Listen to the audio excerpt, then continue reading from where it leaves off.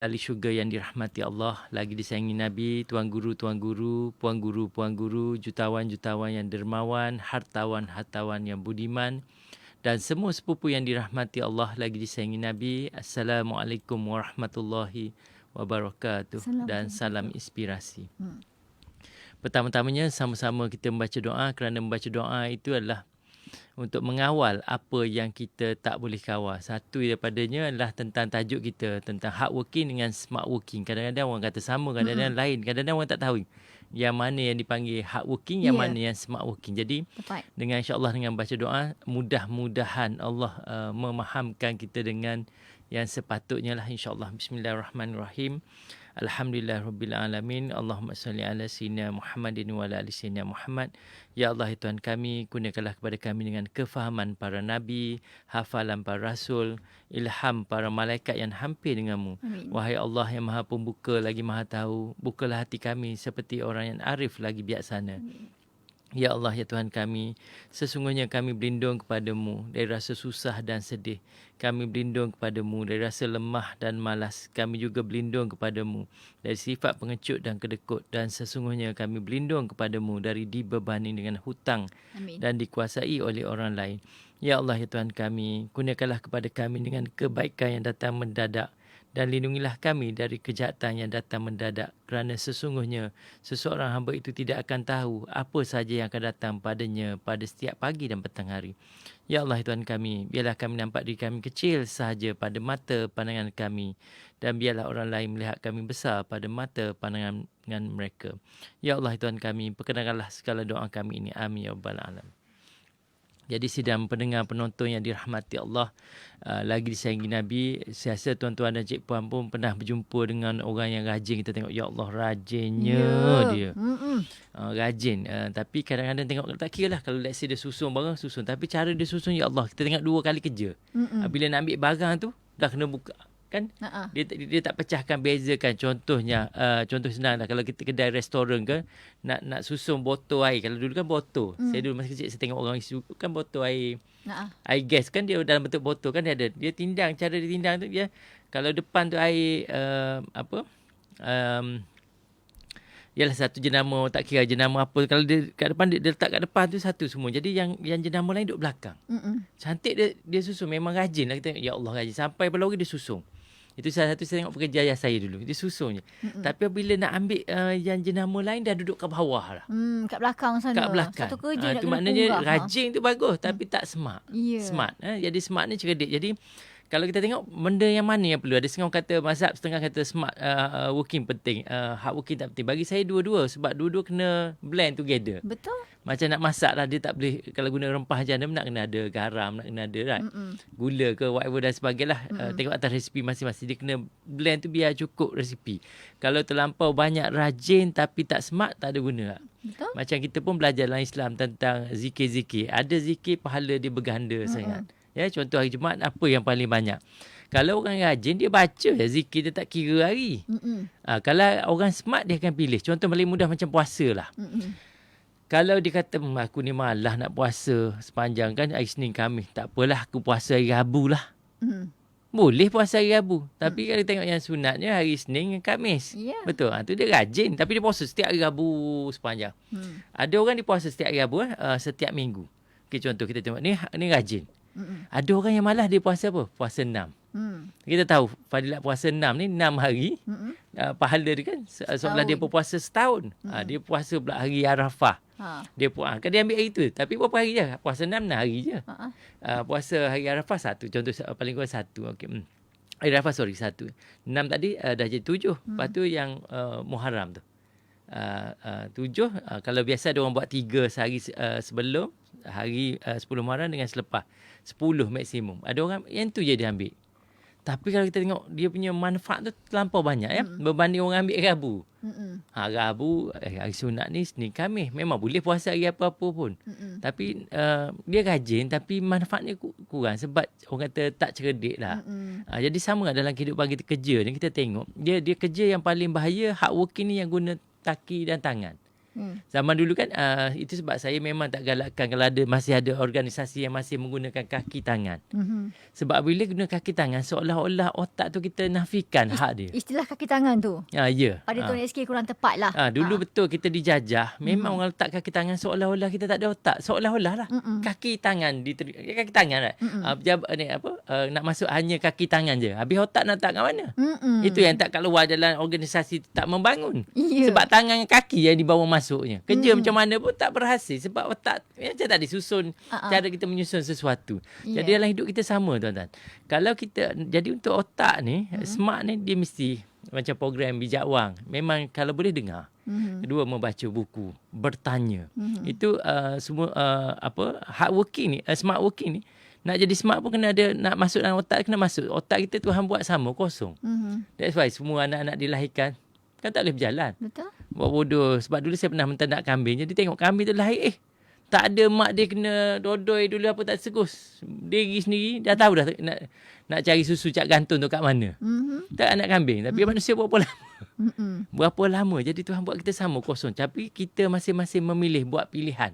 Sama ada nak tambah kat dalam otak lebih banyak atau nak tambah kat tangan. Ada orang cari biar ni ada otot kat sini. Ada orang dia nak otot dia kat dalam ni. Kat otak. Kat otot yang betul-betul ni lah. masa. Memang tak nampak lah. Masa dia kat dalam otak. Orang tak nampak tapi dia cerdik. InsyaAllah. Wallahualam. Okey, itu gambarannya.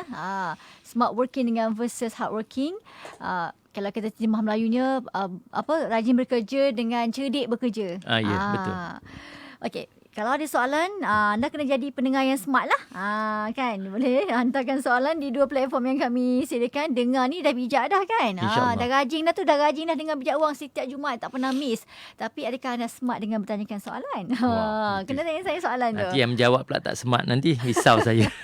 Baik, kita buka dua platform yang kami sediakan. Yang pertama, like di Facebook rasmi Radio IKIM. Cari kami di IKIM FM kalau di Facebook.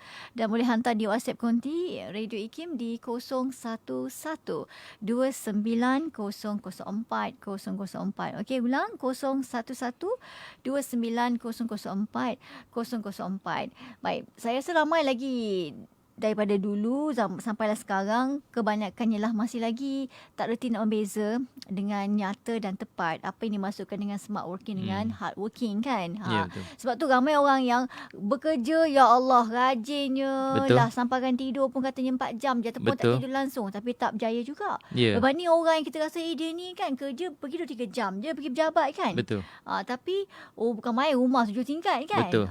Dia sebenarnya ramai orang duk memikirkan tentang rezeki. Dia sebenarnya tafsir rezeki ni ada banyak lah, macam huruf W kan lain ni. Cuma bagi saya simple je. Rezeki yang Tuhan dah tetapkan untuk manusia ni, kepercayaan saya, iaitu ayam boleh makan, monyet tak boleh makan, harimau tak boleh makan, ikan kembung boleh. Jadi mana Tuhan dah tetapkan dah jenis haiwan yang kita boleh makan. Itulah rezeki yang telah ditetapkan. Lepas tu macam buah kan ada boleh makan, buah durian boleh makan. Ada benda buah memang tak boleh makan kot. Jadi yang boleh makan tu, itulah rezeki. Nak banyak, usahalah lebih. Ikan pergi ke laut, yes. Kalau contoh duduk rumah nak tunggu rezeki datang, tak datang. Tuhan dah tetap dah rezeki tu, jenis tu. Tak ada dah haiwan baru dicipta untuk esok. Okey, esok kita tunggu. Esok Tuhan akan cipta haiwan baru pula untuk kita makan. Tak ada, haiwan tu dah ditetapkan dah. Tak ada keluar yang baru dah. Kita tengok buah-buah pun sama tu, betik-betik lah. So jadi pilihan kita lah nak makan, nak tanam macam tadi sebut. Kadang-kadang dia kerja, yalah berjam-jam, tapi hasilnya sikit je. Dia kadang-kadang tak apa, kita tengok dulu. Kita kena study dulu. Kenapa sikit tu? Adakah disebabkan kita tak smart ke? Macam tanam padi lah. Orang kampung dulu sekali setahun. Lepas tu 2. Tapi ada teknologi di negara jiran 3 kali setahun, 2 kali. Kan sebab smart. Teknologi tu dia berkaitan dengan smart. Dia tak bukan hard working. Ya, tanam macam mana pun jampi. Tak jadi. Dia kena smart tu kadang-kadang melibatkan teknologi. Wallahualam. Okey. Maknanya smart working, cerdik bekerja. Bukan kuat bekerja. Okey, dia kalau cerdik ni, okey, soalan bagus. Kalau kuat, dia nak jadi cerdik kena kuat juga mula-mula, nak dapat pengalaman. Kalau kita tak ada pengalaman, contoh nak jadi tak kira penceramah ke whatever, kan macam selalu DJ sebut, kita respon berdasarkan apa yang lalui. Tapi kadang-kadang kita boleh, walaupun tak lalui kita boleh respon dengan kita ambil pengalaman orang lain. Betul? Pergi jumpa, tu kena hard working mula-mula. Jumpa orang, tanya apa isu, kewangan okey dan tu yang jadikan kita dan smart ni adalah kita belajar pula macam mana nak cari penyelesaian yang paling bagus. Contoh kita ada duit contoh RM10,000. Kita ada 10, kita dah kerja dah pagi malam kerja 10 cari RM10,000. Nak pergi settle hutang ada 2 hutang. Hutang satu hutang rumah, satu hutang kat kredit. Ada orang pergi ambil RM10,000 dia pergi bayar hutang rumah. Tepuk dahi saya. Memang dia hardworking. Tapi dia tak smart. Ya. Dia sepatutnya hutang yang perlu kita bayar. Kalau yang mana pendengar setia, dia dah tahu dah. Hutang paling jahat adalah hutang kat kredit. Jadi nak memilih hutang nak bayar mana. Jadi dia kerja tu bagus dah. Kadang-kadang gajin. Tapi dapat hasil. Lepas tu kata, bila lah hutang aku nak habis. Dia duduk nyalah. Tapi kita tengok, ya Allah, itu bukan cara betul untuk bayar hutang. Wallahualam. Sebab tu kena ambil serius perkara ni. Betul. Kan dalam kita memahami smart working dengan hard working ni, sebab ramai orang nak berjaya dalam hidup tapi kalau tak kena strateginya tak berjaya lah. Betul, setuju. Dia rajin tapi dia dapat penat je. Betul. Bukannya rajin dia dapat berjaya, tak dapat. Betul. Sebab macam duit pun kita kena tahu kalau hutang ni yang mana hutang yang paling jahat. Yang tu yang kita kena settle dulu. Duit pun kita tahu duit mana duit jenis mana yang bekerja untuk kita. Duit mana yang kita kerja untuk duit. Ya, kalau macam akaun simpanan biasa, kita bekerja untuk duit. Bukan duit bekerja untuk kita. Penat kita. Betul. Kita pergi cari duit, kita pergi letak tempat yang kita kena bekerja lagi. Oh, penat. Itu jadi pemilihan tu sangat penting. Dan apabila suatu bisnes kita buat tak berjadi, cuba cari orang yang smart. Tanya betul tak cara kita. Kita tak nampak kadang-kadang. Takut-takut ingat satu. Apabila kita buat pekerjaan banyak guna kaki dan tangan sahaja, lebih banyak berbanding guna otak, mana kita hard working. Tapi kalau kita otak pun guna, badan guna ni, tu insya-Allah smart working tambah dengan hard working. Dia dua-dua tu ada. Dia blend lah. Dia ada masa kena guna smart tu. Wallahualam. Kita rehat seketika dan kita akan kembali selepas ini. Jadi anda teruskan setia bersama dengan kami di IKIM Inspirasi Inforia Islami.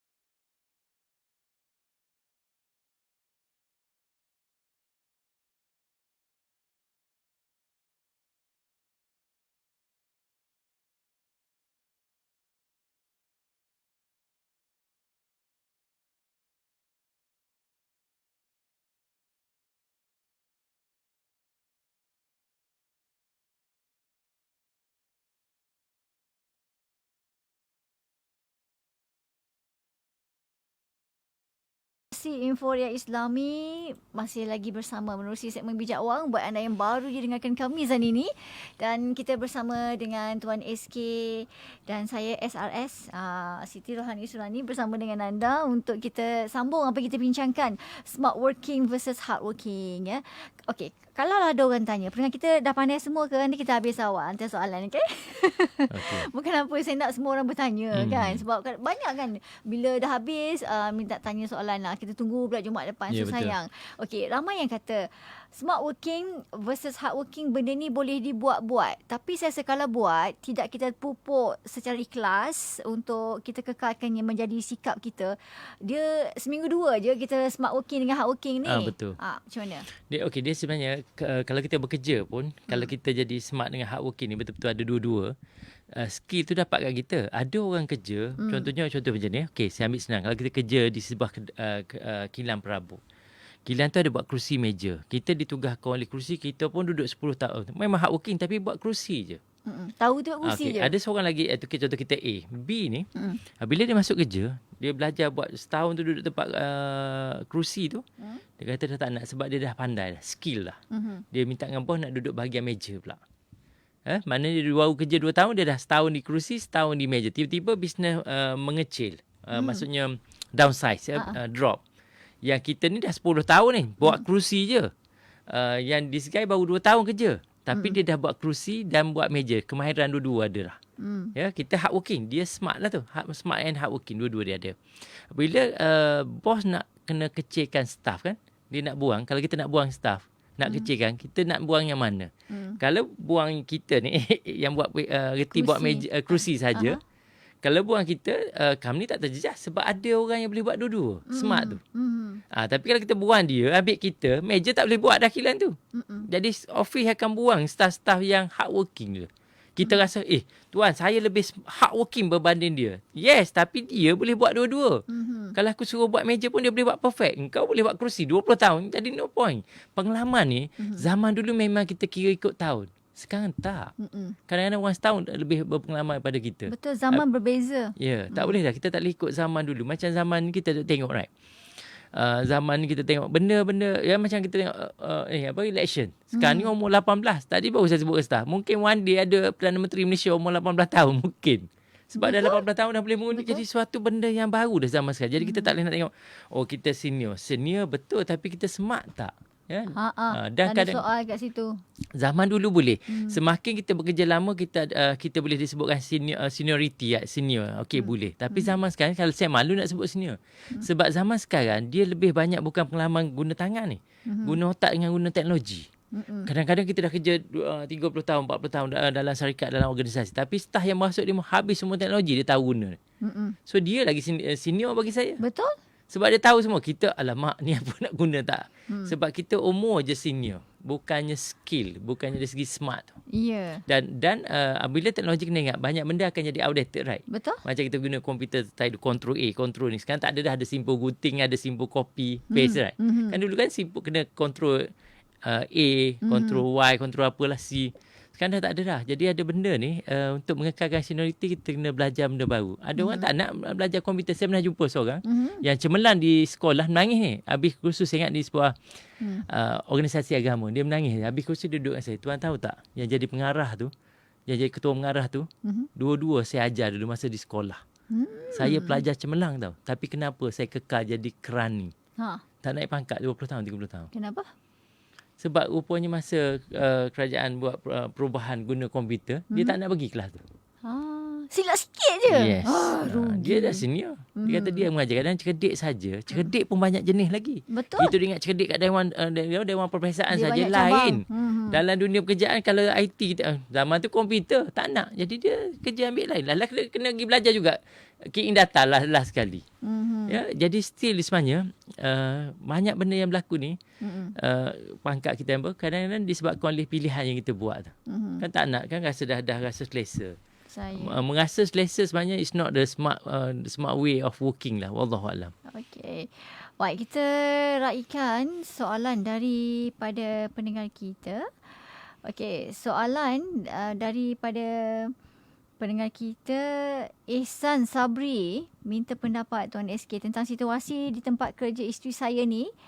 Okey, isteri saya bahagian keuangan syarikat. Situasinya, pengurus kerap menyerahkan tugasan pengurus kepada staf bawahan padahal gaji pengurus jauh lebih besar dari staf bawahan. Okey. Satu benda yang saya nampak, dia tengoklah sebab apa dia bahagi tu. Adakah sebab pengurus tu, dia biasa pengurus ni dia nak delegate ni, kadang-kadang kerja dia, kalau dia bagi kat kita dan lain kali dia bagi, maksudnya kita ada keupayaan untuk buat tu. Maknanya bagi saya, kalau saya duduk tempat dia, kalau one day saya rasa tak dia appreciate, saya tukar kerja lain dan saya apply pengurus. Sebab saya rasa tuan tadi yang sebut tadi, saya rasa dia dah layak jadi pengurus tu. Sebab kalau pengurus bagi kerja yang patutnya pengurus buat dan kita boleh buat, bagi saya as a smart punya, cari peluang untuk apply pengurus. Kalau orang tanya interview sebab apa, saya walaupun jawatan saya ni, tapi banyak kerja-kerja pengurus diberikan kepada saya. Pengurusan punya ni. Yes. Jadi sebab kita dah smart, cuma tindakan satu lagi smart adalah apply di syarikat lain. Ya, sebab tadi sebut syarikat, right? Kalau ke common ni, syarikat lain yang jawatan pengurus. Tak ada masalah. Bagi saya itu satu, kalau bos bagi itu satu penghormatan sebab dia tak bagi kepada staf lain. Yang staf lain mungkin tak boleh buat. Itu salah satu yang saya nampak lah. Wallahualam. Saya. Okey, seterusnya daripada pendengar kita. Okey, jika saya request untuk sambung moratorium sampai hujung tahun ini, ada kesan tak untuk penyambungan bayaran pada seterusnya? Ada bank maklumkan pada saya jika nak sambung moratorium lebih berhubung dengan bank tersebut. Okey, ya. Dia seperti mana yang kita bicarakan hari itu, moratorium akan berakhir pada 30 September, insya-Allah. Manakala siapa yang kehilangan pekerjaan, boleh dibuktikan dia dah terputus sumber pendapatan lain, contoh diberhentikan ataupun dah kena potong gaji. Contoh dulu gaji 5,000 kita dapat 100%. Sekarang ni dipotong, contohnya dipotong 50%, kita dapat 2,500. Kita boleh berhubung dengan pihak bank untuk dapat extend sampai 31 Disember. Ya, untuk moratorium. Cuma berapa banyak moratorium yang boleh extend tu, dia tengok kita. Kalau kena potong gaji separuh, kita boleh bayar ansuran separuh je. Contoh kita bayar kereta 1,000, right? Tapi kita boleh buktikan kepada bank gaji kita dah dipotong separuh. So kita boleh bayar ke bank 500 je ansuran. Yang tu kita boleh berhubung dengan pihak bank untuk moratorium tu. Tak ada masalah. Dia sebenarnya gini, kalau memang ditangguhkan, adalah kos-kos lain naik, tapi kita ni yang penting ni hidup sekarang. Bukan fikir tu ada setengah orang, tak nak lah, tak apalah, dia duit banyak. Kita ni sekarang ni nyawa pun tak lepas ni, jantung kita tak sihat. Bagi saya, kalau rasa mengah, ambil tu moratorium. Tak apa, tak payah fikir kadar dia nanti hutang kita lambat habis. No. Sekarang ni kita pun dah tahu, tentu lagi hidup di penghujung hutang tu. Sekarang ni yang penting, yang hidup sekarang nak kena diteruskan. Rasa tak selesa dengan komitmen sekarang, pergi jumpa bank, negotiate. Jangan buat assumption. Tu yang banyak. Kalau orang hardworking, dia diam gitu. Tak apalah, kita cari duit lebih. Orang yang smart, dia pergi negotiate juga, pada masa dia cari peluang lebih. Betul. Dua benda dia buat sekali. Wallahualam. Sebab kalau kata nak bayar juga tapi nyawa dah tercungap-cungap, jangan. Nanti saya rasa dia akan tanggung satu kos yang di luar jangkaan, kos sakit masuk hospital. Itu lagi banyak berapa ratus ribu kena bayar kan, buat ni jantung ke apa kan. Orang yang tak rasa sakit pun kadang-kadang jantung, tiba-tiba kena serangan jantung. Jadi tambah kita dah rasa mengah ni, better kurangkan bebanan kita sekarang. Wallahualam. Ya, apa-apa pun tengok degupan jantung masing-masing. Kau. Masalah orang hari ni, dia suka samakan. Saya okey je. Kita kan selalu sebut, kembasiam pun tak sama 100%. Betul. Ini kan pula tak kembasiam. Ya. Kan, kemampuan kita berbeza, kesukaan, ketidaksukaan kita berbeza. Betul. So ilmu yang berbeza, cara fikir yang berbeza, pengalaman yang berbeza menentukan cara fikir dan cara tafsir dan cara buat tindakan keputusan berbeza. Ya, betul. Sebab tu kita jangan marah kalau orang tu tak suka, kita suka, tak sama. Apa yang kita suka belum tentu orang lain suka. Betul. Jadi raikanlah. Tapi jangan terikut dia, jangan. Sebab dunia kita, setiap orang mencipta dunia sendiri, walaupun semua duduk dalam dunia, sebenarnya masing-masing ada dunianya sendiri. Betul. Yes. Ada takdir hidup yang berbeza. Ya, betul. Kalau tu dia fahami, aman dunia. Betul. Okey, seterusnya Puan Nur dari Batang Kali. Adik saya berhenti dari bekerja kerajaan. Semasa perkhidmatannya, beliau ada membeli rumah melalui pinjaman perumahan kerajaan. 3 tahun emak dan abang saya tolong bayarkan angsuran rumah tersebut kerana tidak mampu untuk melansaikan semua baki hutang. Sebab dah berhenti kan. Kini rumah itu telah dijual dan beroleh baki sebanyak RM110,000. Bagaimanakah adik saya nak uruskan baki duit ini? Beliau telah berkeluarga, mempunyai 1 isteri dan 3 anak umur 12 tahun, 9 tahun dan 2 tahun. Menguruskan maknanya dapat duit ekstra. Dia jual rumah tu, Okey. dapatlah duit baki lah Baki bagi RM110,000. saya letak di tempat pelaburan yang memberi dividen yang 5% ke atas, dan kalau boleh modal tu dijamin oleh kerajaan lah, sebab dia ada satu sumber je. Macam sekarang kita tengok di luar, kita ada tabung haji, kita ada SB, boleh letak dua tu, pecahkan pun tak apa. Berapa banyak dah dipecahkan, itu yang perlu smart satu lagi tu. Ya, smart maknanya dari segi berapa pulangan yang kita akan dapat. Dan satu lagi pada yang kerja kerajaan juga, berhati-hati apabila tuan-tuan pergi program-program di luar sana. Sebab saya ada kes ni, ada yang pergi kursus bengkel usahawan perempuan. Ni saya tak pasti dah 5-6 tahun lepas ke 10 tahun lepas ya. Dia pergi program tu, penceramah tu kata kalau kita ingin berjaya, kita perlu berani buat keputusan. Dia pun buatlah keputusan yang berani, berhenti kerja kerajaan sebagai cikgu, 24 jam notis. Dia dah berkahwin, dah ada anak 2 orang. Masa datang ke bengkel saya tu, bengkel untuk menyusun semula kewangan. Maksudnya saya tanya dia, hutang apa?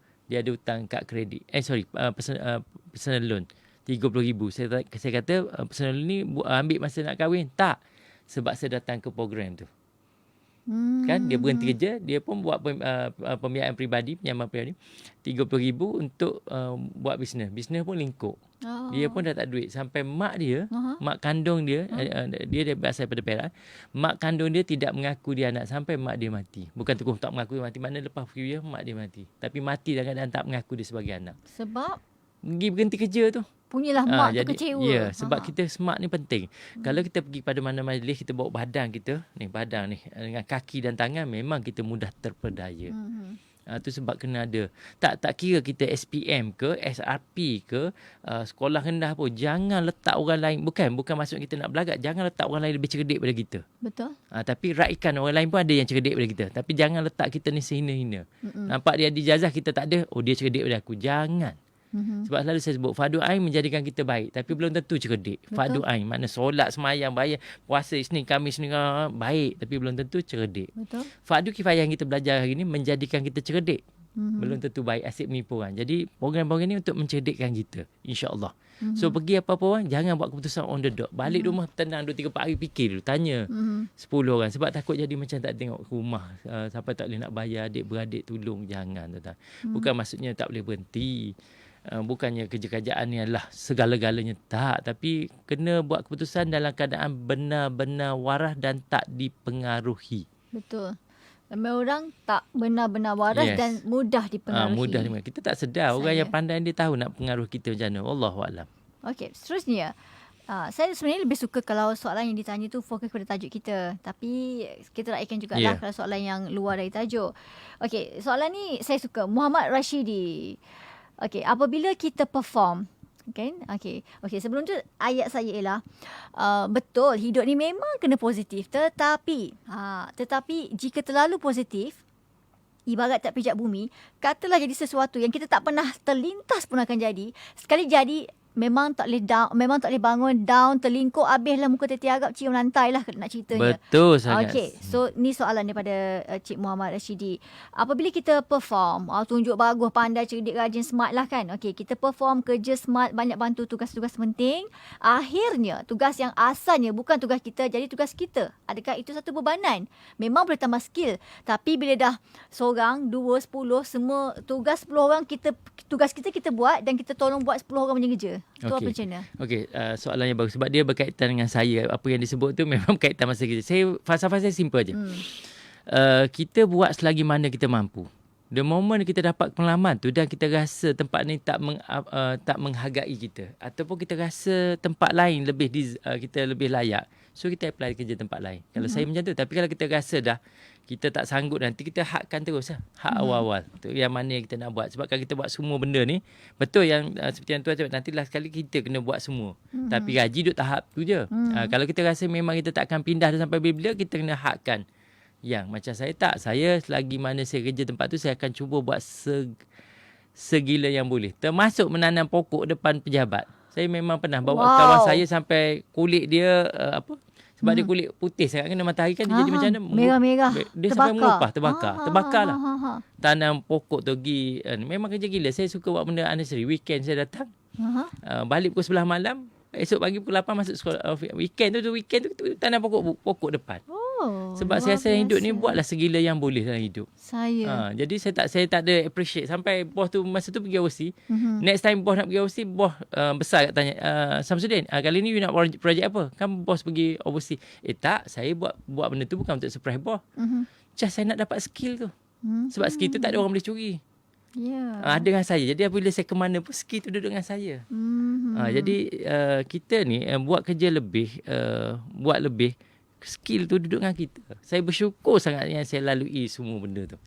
Itu sebab dalam masa 10 tahun saya bekerja dengan satu bos. Saya pernah jadi kru kapal terbang, bawa enjin kapal terbang lain. Apabila ada kapal terbang lain tak boleh terbang, kita orang pergi hantar enjin kapal terbang. Dan saya dapat bawa kapal terbang ke? Tak, saya jadi kru, semua duduk dalam kru. Yang paling menariknya dalam kapal terbang tu, life jacket ada 3 je. Kru ada 8 ni. Semua duduk dalam kokpit. Dan apabila masuk, benda yang saya terkejut, tutup yang itu kru, kargo punya kru buka baju, buka seluar. Duduk di atas kapal terbang dengan seluar dalam je. Kenapa? Cuba bayangkan saya daripada accountant, pergi duduk engineering, admin, HR, pergi buat marketing Singapura dan termasuk jadi kru tu. Sebab bukan kapal terbang tu tak ada aircon. Kena tunggu naik atas dulu, baru atas betul-betul baru sejuk. Jadi all the hassle saya pernah lalui dah. Tali pinggang hanya pilot dan co-pilot saja. Cuba bayang, saya duduk tu duduk berzikir je. Pengalaman yang memang tidak. takut kapal terbang tu jatuh, tak naik. Sebab life jacket ada 3 je. Ya, pengalaman tidak itu sebab naik kapal terbang, hintar dulu. Ada life jacket tak? Okey, ada. Tali pinggang, yes. Sebab saya tak ada benda tu. Jadi apabila saya dapat benda tu, saya bersyukur sangat bos saya hantar. Saya pergi buat. Saya pernah buat untuk commercial whatever ni. Termasuk hantar untuk korek minyak. Jadi hantar enjin kapal terbang tu. 737 dan sebagainya. Jadi 10 tahun dengan satu bos dia. Tapi all tu saya buat. InsyaAllah. Jadi dia bukan, skill tu ada. Jadi kalau tidak tu yang saya tak jadi trainer. Jadi apabila tu, yes. Termasuk that's why saya ada buat kursus safety juga. Safety kalau fikir bukan bidang saya. Sebab saya pernah belajar safety gaya airlines. Jadi skill ni, ya Allah, untungnya saya buat dulu. Dan saya satu je, kalau let's say nampak office tak kemas ke, kalau saya nak kemaskan, saya pastikan time boss tak ada. Sebab bila kita set diri kita sebagai, dia panggil berfikir seperti bos. Set kita adalah CEO. Saya set macam tu. Tapi saya tak adalah pagi-pagi pergi duduk bilik bos CEO. Saya set je. Jadi CEO ni dia tak perlu pujian. Dia tak perlu pujian. Maksudnya, kita datang pejabat nampak kalau ada pejabat kotor ke, kita pun tengok orang tak ada, baru kita sapu. Sebab kita tak perlu pujian. CEO tak perlu pujian. Betul. Kalau kita staff bawahan, kita perlu pujian. Kena buat depan orang, kipas saya tak nak. Betul. Dan sepanjang saya duduk dengan bos dulu, saya tak pernah ketawa dengan dia. Bila tanya ketawa, saya keluar. It's not me. Tapi saya suka je. Sebab banyak benda yang belajar. Marketing Singapura saya pernah dah buat. Duduk logistik saya pernah. Repair komputer dah. Panjat radar pun dah. Jadi pengalaman tu saya kata buat segala benda boleh. The moment kita rasa company tu tak appreciate kita, baru kita move. Macam saya, bukannya isu company tu tak appreciate, sebab saya dah suka benda masalah. Bila sebuah organisasi tu ada masalah, saya suka pergi. Try to solve. Kalau benda tu yang saya boleh solve, saya solve. Okey, itu Tuan SK yang bagilah banyak masalah mana pun, masalah tu banyak mana pun dia boleh. Tapi kalau anda masalah memang orang dalam, masalah sendiri tak selesai pun. Wallahualam. Tapi kalau anda jenis yang yelah jantung tu duduk office pun kencang macam lagi, jangan. Okey, jangan.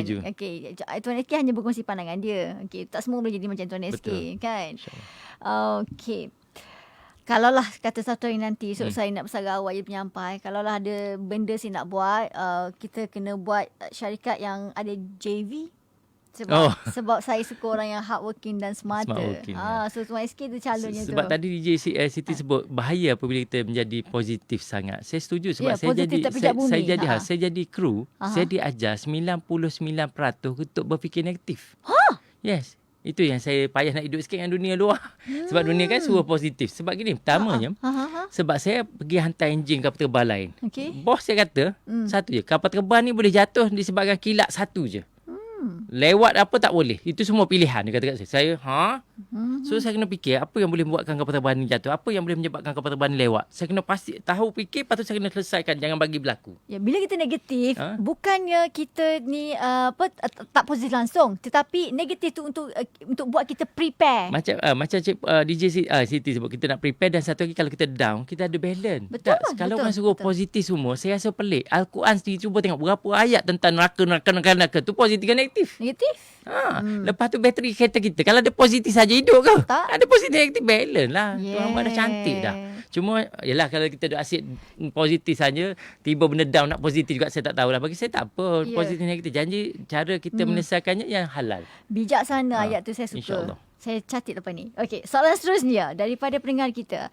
Okey, di pejabat saya ada satu mentaliti di mana pegawai atasan terutama graduate yang muda-muda tu yang ego dan dengan kelulusan dan kedudukan mereka dan tidak mahu menerima pendapat pekerja bawahan yang mungkin lebih berpengalaman dari mereka. Mereka mungkin ada ijazah tapi kurang pengalaman. Orang ni tak ada belajar tinggi tapi pengalaman hebat ya. Akhirnya jabatan atau pejabat juga yang rugi. Okey, pada pendapat saya pegawai-pegawai sekarang patut lebih berakhlak dan mengambil contoh kepimpinan Rasulullah yang mengambil kira pendapat para sahabat serta mempunyai rasa hormat kepada orang yang lebih senior, barulah harmoni pejabat tu. Dia tak silap saya ada ulama dia kata belajar adab sebelum belajar ilmu. Apabila kita belajar ilmu, right? Ilmu dah kan macam contoh kita graduate ijazah, kita dah jadi pegawai. Abang saya salah seorang dulu dia jadi kerani lah. Di sebuah organisasi kerajaan. Ya, sebab dia bermula dengan kerani. Dia sebut kat saya sebab dia kata Samsudin, esok awak akan habis ijazah bekerja mungkin jadi pegawai eksekutif lah. Akan ada banyak staf bawahan. Don't treat them. Dia sebutlah sebab dia pernah duduk bawah, dia tahu macam mana. Dia rasa.